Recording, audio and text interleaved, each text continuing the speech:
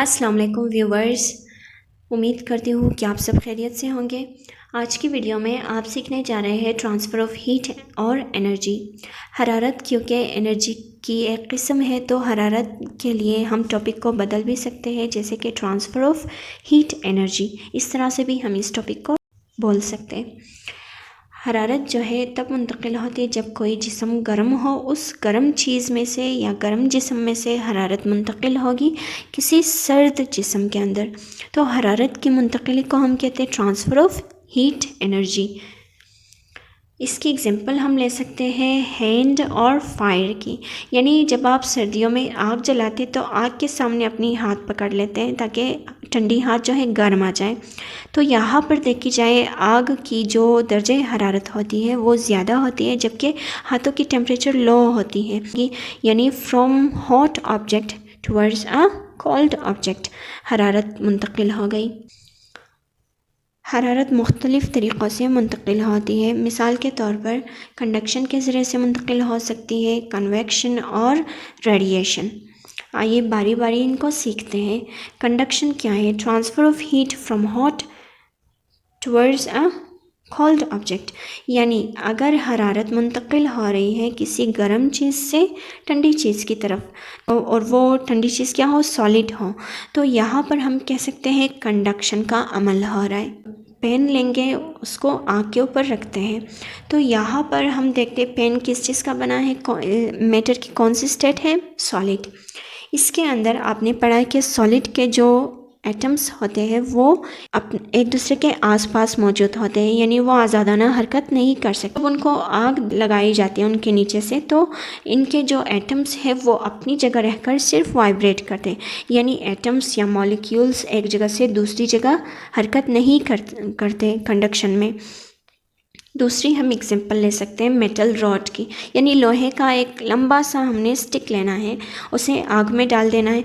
आप ये चेक करेंगे कि सबसे पहले स्टिक का वो सिरा जो आपने आग में डाला है वो गर्म आ जाती है, फिर आहिस्ता आहिस्ता ये हरारत मुंतकिल होती है स्टिक के बाकी हिस्सों की तरफ। तो इसी को हम नाम देते हैं कंडक्शन का। यानी सॉलिड चीज़ों में जब हरारत मुंतकिल हो तो वो कहलाती है कंडक्शन।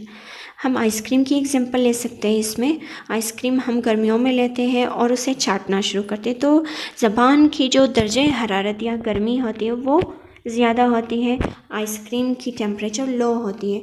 तो यहाँ से ज़बान की तरफ से हरारत मुंतकिल होती है आइसक्रीम की तरफ। तो इसी हरारत की मुंतकिली की वजह से आइसक्रीम पिघलना शुरू हो जाती है। यहाँ पर भी आपने देखा हरारत की मुंतकिली हो रही है गर्म चीज़ की तरफ से सर्द चीज़ की तरफ, यानी कंडक्शन हो रहा है।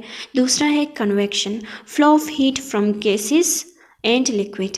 यानी गैसेस में से या फिर किसी माया चीज़ में से अगर हरारत की मुंतकिली हो रही हो तो उस चीज़ को हम नाम देते हैं कन्वेक्शन का। तो आइए देखते हैं इसकी एग्जांपल में हम एक डेगची लेते हैं, यूटेंसिल जिसे इंग्लिश में कहा जा सकता है, कोई भी बर्तन। इसमें हमने पानी भर देना है।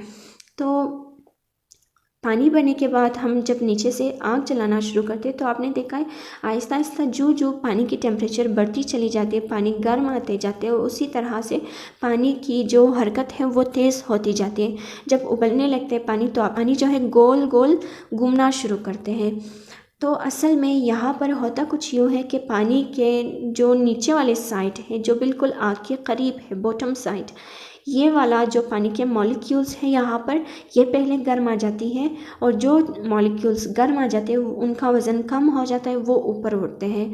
ऊपर से जो जो मॉलिक्यूल्स ठंडे हैं वो नीचे की तरफ आते हैं ताकि वो भी गर्म आ जाए। वज़न भी उनका क्योंकि ज़्यादा होता है तो वो ख़ुद ब खुद मजबूर हो जाते हैं कि नीचे की तरफ झुक जाए, तस्लीम करें अपने आप को। तो यहाँ पर हम देखते हैं पानी जो है सर्कुलेट कर रहे हैं, जो पानी गर्म आ रहे हैं, जो जो मॉलिक्यूल्स गर्म आते जाते हैं वो मॉलिक्यूल्स ऊपर उठते जाते हैं, जबकि जो मॉलिक्यूल्स ठंडे होते हैं वज़न ज़्यादा होने की वजह से वो नीचे आते जाते हैं। तो पानी के अंदर हरारत की इस मुंतकिली को हम कहते हैं कन्वेक्शन। हरारत आग की तरफ से मुंतकिल हो रही पानी में, गैसेस की तरफ कैसे मुंतकिल होता है। हम एक माचिस की तीली लेते हैं, उसे जलाते हैं। तो जलाने के बाद आपने चेक करना है इसके ऊपर वाले साइड को। यहाँ पर अगर आप हाथ रखेंगे 4 मिनट के लिए, अपनी उंगली पकड़ेंगे तो आपको हरारत ज़्यादा महसूस होगी, लेकिन इसके साइडों पर अगर आप उंगली पकड़ते हैं तो आपको हरारत ज़्यादा महसूस नहीं होती। असल में माचिस की तीली के जिस सिरे को हम जला रहे हैं उस सिरे के ऊपर वाले बिल्कुल टॉप साइड पर जो हवाएं हैं वो उनके मॉलिक्यूल्स गर्म आ रहे हैं, जिसकी वजह से हमें गर्मी ज़्यादा महसूस होती है बनिस्बत साइडों के। साइड के जो हवा का मॉलिक्यूल है वो ठंडा होता है। नेक्स्ट है एयर कंडीशनर। इसमें हम एयर कंडीशनर की एग्जांपल ले सकते हैं कि कन्वेक्शन जो है एयर कंडीशनर में कैसे होती है।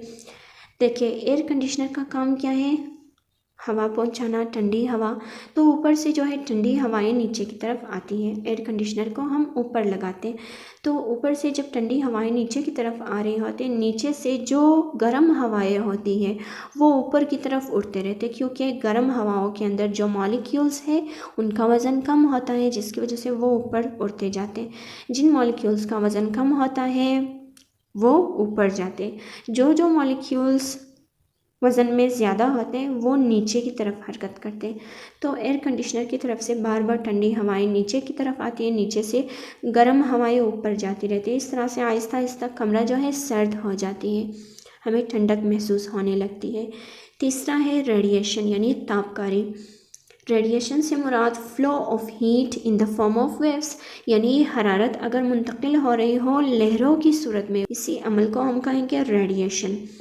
सूरज जो है हरारत का सबसे बड़ा ज़रिया है। सूरज की तरफ से जो शुआएं ज़मीन की तरफ आ रही होती हैं वो रेडिएशंस की सूरत में आते हैं अमूमन। तो जहाँ जहाँ सूरज की शुआएं पड़ती हैं वहाँ जो भी चीज़ रखी हो वो गर्म आ जाती है। मिसाल के तौर पर इंसान बैठी हुई हो तो वो उनका जिस्म गर्म आने लगता है। तो असल में यहाँ सूरज जो कि हीट सोर्स है, यहाँ से शुआएं वेव्स की सूरत में क्योंकि ट्रैवल कर रही है, जिस्म से टकरा रही होती है, बार बार जिस्म को गर्म आने पर मजबूर करती है। यानी यहाँ पर भी वही रूल अप्लाई होगा, हॉट ऑब्जेक्ट से कोल्ड ऑब्जेक्ट की तरफ हरारत ट्रैवल करती है। हीटर के सामने जब हम हाथ पकड़ते हैं तो हाथ गर्म आ जाती है, क्योंकि हीटर के साइडों से जो है बार बार रेडिएशंस खारिज हो रही होती है। वो रेडिएशंस हमारे हाथों से टकराते हैं और हाथ गर्म आ जाती है।